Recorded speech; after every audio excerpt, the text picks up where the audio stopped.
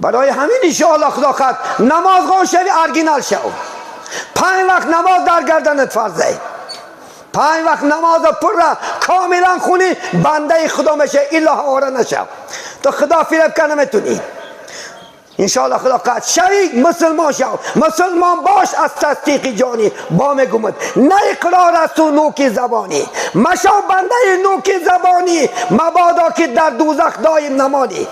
بنوی زبان مسلمان که تو مسلمان نمیشه.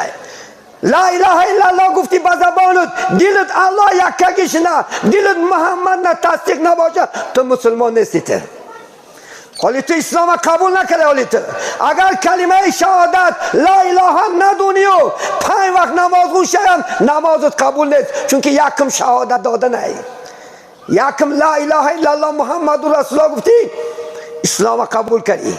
کلمه شهادت دادی گواهی دادی که لا اله الا الله نیست خدا مگرم یک خداست و گواهی میتیم که محمد بنده او خبرچی و پیغمبر است. گفتی 5 وقت نماز در گردنت فرض میشه. روزه ماه شریف رمضان زکات حج.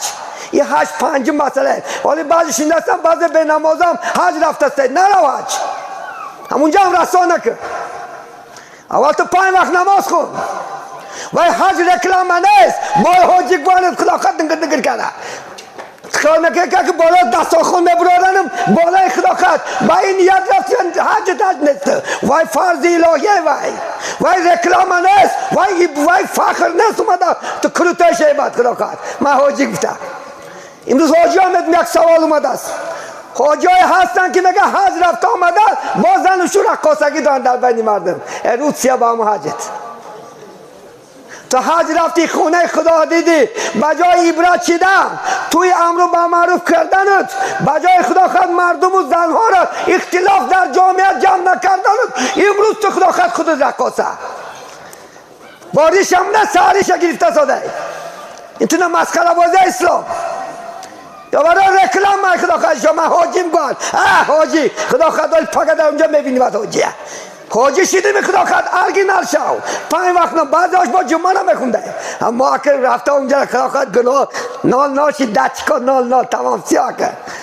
من خواهده کن نه او دچکتا خدا میدونه. ولی کس نمیداند در این بحری عمیق سنگریزه قدر دارد یا عقیق. یا من قدرم بلنده یا ای برادره یا ای برادره یا ای دادره الله میدونه. تو خدا بهانته خدا جنتی نگو.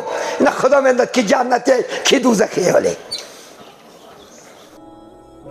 با شما باد صدای خدا. آموزش شدن رو فراموش نکنید.